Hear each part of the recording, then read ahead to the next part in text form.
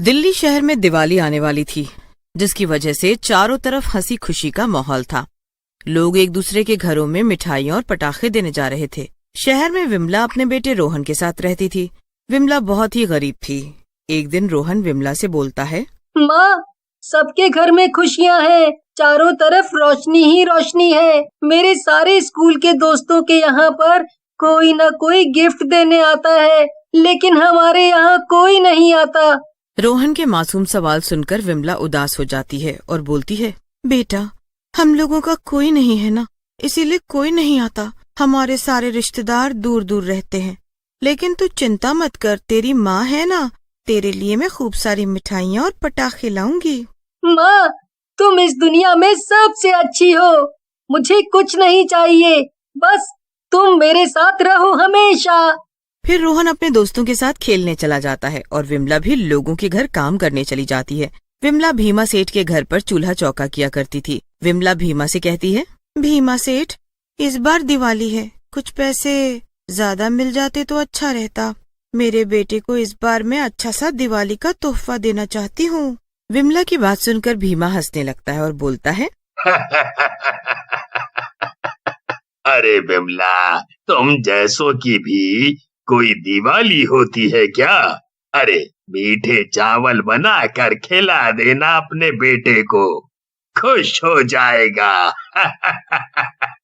तभी भीमा का बेटा नकुल वहाँ आ जाता है। नकुल बहुत ही बिगड़ैल और रंगीन स्वभाव का था। विमला को देखकर बोलता है, अरे पिताजी, इस बुढ़िया को काम पर रखा है आपने? अरे लोग आजकल नौकरानियां भी इतनी सुंदर रखते हैं। चलो, आपकी मर्जी, लाओ मुझे कुछ पैसे दे दो, मुझे दोस्तों के साथ घूमने जाना है। नकुल की बात सुनकर भीमा हंसने लगता है और नकुल को 5,000 रुपए निकाल कर दे देता है। विमला बेचारी आंखों में आंसू भरकर देखती रह जाती है और वहाँ से चली जाती है। 2 दिन बाद जब वो काम पर जाती है, नकुल गुस्से में उसकी ओर इशारा करके बोलता है, पिताजी, आ गई आपकी लाडली नौकरानी। अब इसी से पूछिए मेरे पैसे कहाँ गए, हो ना हो इसी ने चुराए हैं। चोरी? अरे आप ये कैसी बातें कर रहे हैं मालिक? और नकुल बेटा, मैं तो तेरी माँ जैसी हूँ, मैं भला क्यों चोरी करूँगी? वाह, देखो तो कैसे अनजान बन रही है। उस दिन तू ही पैसे मांग रही थी ना, जब मिले नहीं तो चोरी कर लिए। देखो विमला, देखो, अगर तुमने पैसे लिए हैं तो कबूल कर लो, मैं तुम्हें कुछ नहीं कहूँगा, समझी? भीमा की बात सुनकर विमला को भी गुस्सा आ जाता है और वो बोलती है, सेठ जी, देखो मैं गरीब जरूर हूँ, चोर नहीं, समझे? मैं जा रही हूँ। लेकिन नकुल गुस्से में विमला के बाल पकड़कर जोर से दीवार में धक्का मारता है और बोलता है, एक तो चोरी, ऊपर से सीना चोरी, मेरे पिताजी से ऊंची आवाज में बात करती है। विमला दीवार से जैसे ही टकराती है, उसकी जान निकल जाती है और वो मर जाती है। उधर भीमा का दोस्त रहीम भी वहाँ आ जाता है और सब अपनी आंखों से देख लेता है। अरे नकुल बेटा, ये क्या किया तुमने? इसको क्यों मार डाला? अगर पुलिस आ गई तो वो तुम्हें पकड़ कर ले जाएगी। नहीं नहीं पिताजी, मुझे बचा लो, मैंने जानबूझकर कुछ नहीं किया, मुझसे गलती हो गई। तभी वहाँ एक पुलिस वाला जिसका नाम राजू होता है आ जाता है और लाश को देखकर बोलता है, इस घर से बहुत आवाजें आ रही थी और मेरा शक भी सही निकला। तुम लोगों ने एक औरत को मार डाला। तुम सब लोग अंदर जाओगे। अरे राजू सर जी, तुम्हें क्या मिलेगा हमें पकड़कर? हाँ, यदि तुम चाहो तो मैं तुम्हें ना पकड़ने की फीस जरूर दे सकता हूँ। ऐसा कहकर भीमा अपनी जेब से नोटों की गड्डियाँ निकालकर राजू के आगे रख देता है, जिसे देखकर राजू बोलता है, अरे सेठ, इतने पैसे में तो तुम पूरे शहर का भी कत्ल कर दोगे तो मेरी आंखें बंद रहेंगी। ऐसा कहकर राजू वहाँ से चला जाता है। भीमा, नकुल और रहीम मिलकर विमला की लाश को अपने घर के पीछे बगीचे में गाड़ देते हैं। उधर रोहन विमला का इंतजार करता है। आज पता नहीं माँ को क्या हो गया, माँ इतनी देर तो कहीं भी नहीं रुकती, ना जाने कहाँ। मालिक, माँ आज पूरी रात घर नहीं आई, ना जाने कहाँ है वो। आपको पता है क्या, वो आपके पास ही काम करती थी केवल। मुझे क्या पता तेरी माँ कहाँ है भाई। मेरे यहाँ से तो टाइम से चली गई थी। तू एक काम कर, कहीं और देख, शायद कहीं और हो। लेकिन सेठ जी, वो तो आपके ही घर काम करती थी, उसने मुझे बताया था। तभी नकुल वहाँ आ जाता है। वो नशे में होता है और बोलता है, एक तो ये भिखारियों को ना जाने पिताजी क्यों मुंह लगा लेते हैं। अरे पिल्ले, तुझे बोला ना वो नहीं है, चल फुट यहाँ से। ऐसा कहकर नकुल रोहन को घर से उठाकर बाहर फेंक देता है और रोहन के सर पर चोट लग जाती है। रोहन रोता हुआ सड़क के किनारे बैठ जाता है। रोहन का रोना सुनकर विमला की आत्मा कब्र से बाहर आ जाती है और एक चुड़ैल में बदल जाती है। चुड़ैल रोहन के पास जाती है, लेकिन अदृश्य होने के कारण रोहन उसे देख नहीं पाता। मेरे बेटे को मैंने जीते जी कभी रोने नहीं दिया, लेकिन इन दुष्टों के कारण वो रो रहा है। मैं इन दुष्टों को ऐसा दंड दूंगी कि पूरी दुनिया इसे याद रखेगी। ऐसा कहकर चुड़ैल रोहन के सामने आ जाती है और रोहन के सर पर हाथ फेरती है। माँ के हाथों का स्पर्श पाकर रोहन उठ जाता है। माँ, तुम आ गई। माँ, तुम कहाँ थी? तुम्हें पता है ना, मैं तुम्हारे बिना नहीं रह सकता, लेकिन तुम ऐसी क्यों दिख रही हो? रोहन की बात सुनकर चुड़ैल रोते हुए बोलती है, तुझे मेरे बिना जीने की आदत डालनी होगी बेटा। ये दुनिया इतनी अच्छी नहीं है, इसने तेरे से तेरी माँ छीन ली। मेरी जान ले ली। ऐसा कहकर चुड़ैल रोहन को सारी बात बताती है, जिसे सुनने के बाद रोहन बोलता है, तुम चिंता मत करो माँ, मैं उन दुष्टों की जान ले लूंगा। मुझे एक बार बड़ा हो जाने दो, मैं इस पूरी दुनिया को आग लगा दूंगा जिसने मुझसे मेरी माँ को छीना है। रोहन और चुड़ैल बातें कर रहे होते हैं कि तभी वहाँ पर एक बाबा आते हैं। चुड़ैल और रोहन उन्हें देखते ही रह जाते हैं। रोहन बेटा, ऐसे नहीं बोलते। अगर पूरी दुनिया ही इतनी खराब होती तो कब का खत्म हो गई होती। ये दुनिया इतनी बुरी भी नहीं है। न जाने बाबा की आवाज में क्या जादू था। रोहन बिल्कुल शांत हो जाता है। ये देखकर चुड़ैल बाबा से बोलती है, बाबा, आप कोई सिद्ध पुरुष लग रहे हैं। आप मेरे रोहन का ख्याल रख लीजिए। मैं इस चुड़ैल के रूप में इसको अपने साथ नहीं रख सकती। चुड़ैल की बात सुनकर बाबा हंसने लगते हैं और बोलते हैं, सही कह रही हो बेटी, और इसी के लिए मैं यहाँ आया हूँ। तुम्हारे रोहन को अभी बहुत से काम करने हैं इंसानियत के लिए। आज से रोहन मेरे साथ ही रहेगा। मैं इसे ले जा रहा हूँ। ऐसा कहकर बाबा रोहन को लेकर वहाँ से चले जाते हैं। चुड़ैल रोते हुए अपने प्यारे बेटे को जाते हुए देखती है। फिर चुड़ैल भीमा के घर की तरफ मुड़ती है और सोते हुए भीमा को उठाकर बोलती है, उठ दुष्ट भीमा, सोया क्यों है? देख अपने पिल्ले की हालत। भीमा हड़बड़ाकर उठता है। चुड़ैल ने नकुल को फांसी के फंदे से लटकाया होता है। ये देखकर भीमा चुड़ैल के पैरों में गिर जाता है, लेकिन चुड़ैल हंसते हुए बोलती है, तुमसे तो गलती हो ही नहीं सकती, क्योंकि तुम अमीर आदमी हो ना। लेकिन आज मैं देखना चाहती हूँ तुम्हारी दौलत क्या तुम्हारे बेटे को बचा सकती है। ऐसा कहकर चुड़ैल रस्सी खींच देती है। रस्सी के खींचते ही नकुल को फांसी लग जाती है और वो मर जाता है। ये क्या किया विमला? ये मेरा इकलौता बेटा था। मैं अब कैसे जीऊंगा? मेरी जान ले लेती। तेरी जान ले लेती तो तुझे किसी और की जान की कीमत कैसे पता चलती? अब तू मेरे बेटे की तरह अकेला रहेगा, जैसे मेरे बिना वो रह रहा है। ऐसा कहकर चुड़ैल वहाँ से चली जाती है, लेकिन चुड़ैल के जाते ही भीमा के शरीर में लकवा लग जाता है और उसका आधा शरीर काम करना बंद कर देता है। बाबा ये देखकर हंसने लगते हैं और रोहन से बोलते हैं, बेटा, तुम्हारी माँ ने अपना बदला ले लिया और भगवान के पास चली गई, और अब तुम भी उनके सपनों को पूरा करो। काशीनाथ अपनी पत्नी तुलसी व अपने 5 बच्चों के साथ दिल्ली शहर में एक छोटे से किराए के मकान में रहता था। काशीनाथ की 4 बेटी और एक सबसे छोटा बेटा था। सबसे बड़ी बेटी कमला 15 साल की थी और उससे छोटी मीना और पिंकी थी। जो कि ये तीनों बहनें बहुत ही समझदार थी, जबकि चौथी बेटी काजल और सबसे छोटा बेटा भोलू, ये दोनों ही काफी छोटे और नासमझ थे। काशीनाथ के घर की हालत काफी खराब थी, इसीलिए काशीनाथ और उसकी पत्नी तुलसी दोनों ही कपड़े की फैक्ट्री में काम किया करते थे। मगर एक दिन फैक्ट्री में अचानक से आग लग जाती है और कई मजदूर आग में जलकर मर जाते हैं। इसी हादसे में काशीनाथ और उसकी पत्नी तुलसी की मौत हो जाती है। जब उनके मरने की खबर उनके बच्चों को मिलती है तो रो रो कर उनका बुरा हाल हो जाता है। हे भगवान, ये क्या किया आपने? माँ पिताजी के सिवाय और कौन था हमारा, जो आपने उन्हें हमसे छीन लिया? अब हम बच्चे अकेले कैसे रहेंगे?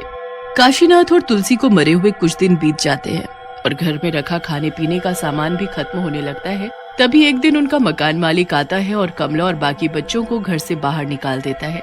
तुम बच्चे लोग बिना पैसे दिए अब इस मकान में नहीं रह सकते, इसीलिए अच्छा होगा कि तुम यहाँ से 9-2-11 हो जाओ। अगर फिर कभी इस मकान के सामने दिखे तो मुझसे बुरा कोई ना होगा। हाँ कमला दीदी, अब तो हमारा घर भी नहीं रहा, अब हम सब कहाँ जाएंगे? तभी पिंकी बोलती है, दीदी मुझे तो बहुत भूख भी लगी है, हम सब ने कल से कुछ भी नहीं खाया है। तभी उन बच्चों के पास कैलाश नाम का एक आदमी आता है और बच्चों से बोलता है, अरे तुम तो काशीनाथ के बच्चे हो। बहुत दुख हुआ तुम्हारे माता पिता के बारे में सुनकर, मगर तुम सभी यहाँ सड़क पर क्या कर रहे हो? फिर कमला कैलाश को सारी बात बताती है। एक तो बेचारे बच्चों के माँ बाप नहीं रहे, ऊपर से अब इनके पास सर ढकने को छत भी नहीं है। हे भगवान, ये कैसा अन्याय है तेरा। बच्चों तुम चिंता मत करो, मैं तुम्हारे पिताजी का बहुत खास दोस्त हूँ। तुम सब मेरे घर चलो।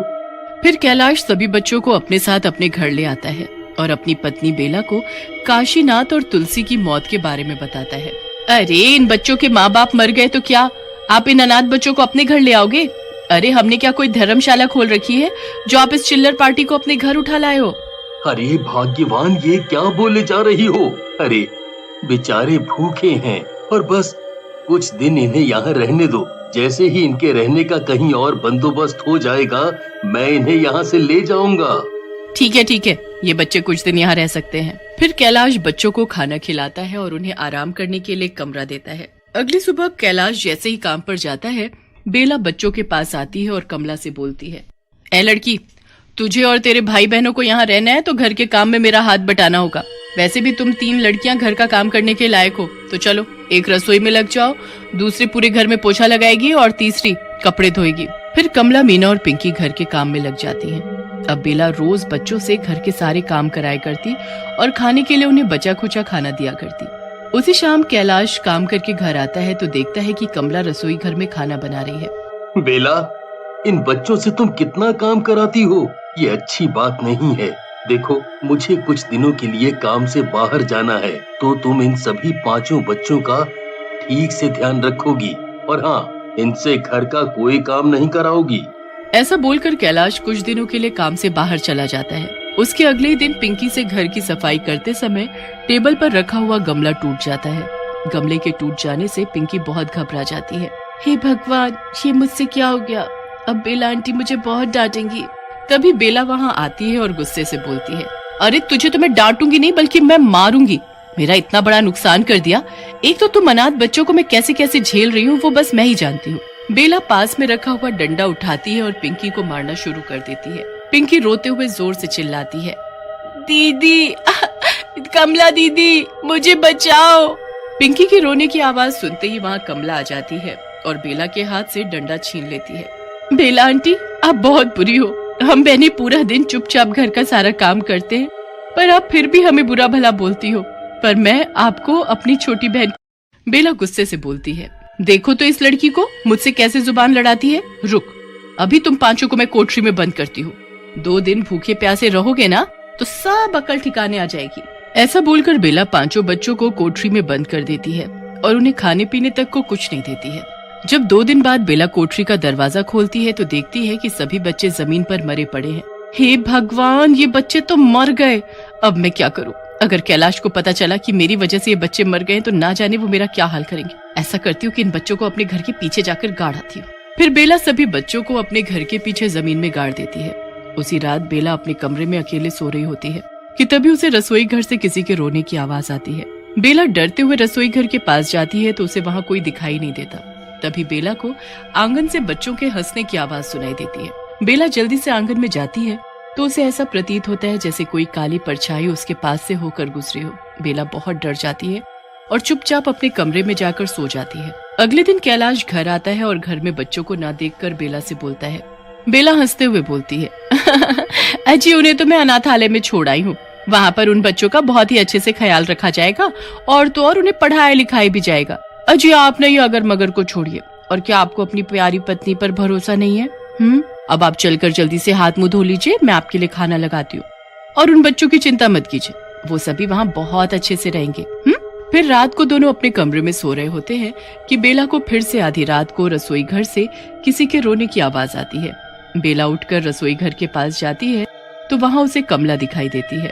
अरे दैया ये तो कमला है। अरे इसकी शक्ल तो देखो कितनी भयानक है। बेला, ओ बेला आंटी, मैंने घर का सारा काम कर दिया पर फिर भी आपने मुझे मार डाला। बेला वहाँ से भागती है कि तभी उसके सामने पिंकी का भूत आ जाता है। बेला आंटी, मुझसे एक गमला क्या टूटा, आपने तो मुझे ही मार डाला। अब देखना मैं आपके घर की सारी चीज कैसे तोड़ती हूँ, फिर देखती हूँ कि कैसे आप मुझे डंडे से मारती हो। तभी काजल और भोलू बेला से खाना मांगने लगते हैं। आंटी मुझे खाना दो ना, आंटी आंटी मुझे भूख लगी है, मुझे दूध पीना है, मुझे दूध दो ना। हे भगवान, ये भूतिया बच्चे तो मेरे ही पीछे पड़ गए हैं, भगवान मुझे बचा लो। ऐसे बोलकर जल्दी से वो अपने कमरे में चली जाती है। तभी कैलाश उठता है और बेला से बोलता है, बेला क्या बात है, तुम इतना घबराई हुई क्यों हो? अजी कुछ नहीं, वो क्या है ना, मैंने कोई बुरा सपना देख लिया था, बस इसीलिए इतनी घबराहट हो रही है। फिर वो दोनों सो जाते हैं और सुबह होते ही कैलाश काम के लिए घर से निकल जाता है। कैलाश के जाते ही बेला को घर में 5 भूतिया बच्चे दिखाई देने लगते हैं। बेला, तूने मुझे और मेरे भाई बहनों को मार डाला, अब देखना मैं तेरा क्या हाल करती हूँ। हाँ दीदी, इस बेला ने हम सभी को भूखा रखा था ना, तो आज हम सब इसी को खाकर अपनी भूख मिटाते हैं। बहुत काम कराया है इस बेला ने हमसे, अब इसे ऐसा मजा चखाएंगे कि इसे इसकी नानी याद आ जाएगी। फिर कमला और बाकी बच्चे बेला को घेर कर उसके आसपास खड़े हो जाते हैं कि तभी कमला बेला का गला पकड़ लेती है। बेला रोते हुए बोलती है, मुझसे गलती हो गई, मुझे माफ कर दो, देखो मैं तुम्हारे हाथ जोड़ती हूँ, मेरा गला छोड़ दो, मुझे माफ कर दो। आज तो तू नहीं बचने वाली, आज तो तेरा खेल खत्म। बेला जल्दी से कमला से अपना गला छुड़ाती है और कैलाश को फोन करके तुरंत घर आने को कहती है। जैसे ही कैलाश घर आता है तो देखता है कि सभी बच्चे भूतिया बच्चे बने हुए हैं और बेला को पकड़ कर रखा हुआ है। बेला, ये सब बच्चे, बेला तुमने इन बच्चों को मार डाला। अरे निर्दयी औरत, तुझे इन अनाथ बच्चों पर जरा भी रहम नहीं आया। लगता है भगवान ने इसीलिए आज तक हमें कोई संतान नहीं दी। मुझे माफ कर दीजिए, मैं सच में बहुत शर्मिंदा हूँ। बच्चों मुझे माफ कर दो, मुझे माफ कर दो, मैंने बहुत बड़ी गलती की है। कैलाश अंकल, आप बहुत अच्छे हो, आपकी अच्छाई की वजह से आज हम बेला आंटी को माफ कर देते हैं, पर हम नहीं चाहते कि हम बच्चों की आत्मा ऐसे ही भटकती रहे, इसीलिए आप हम सभी बच्चों की लाश का क्रियाकर्म करवा दे ताकि हमारी आत्मा को शांति मिल सके। फिर कैलाश सभी बच्चों की लाश का पूरे विधि विधान के साथ क्रियाकर्म करा देता है और सभी बच्चों की आत्मा को शांति मिल जाती है।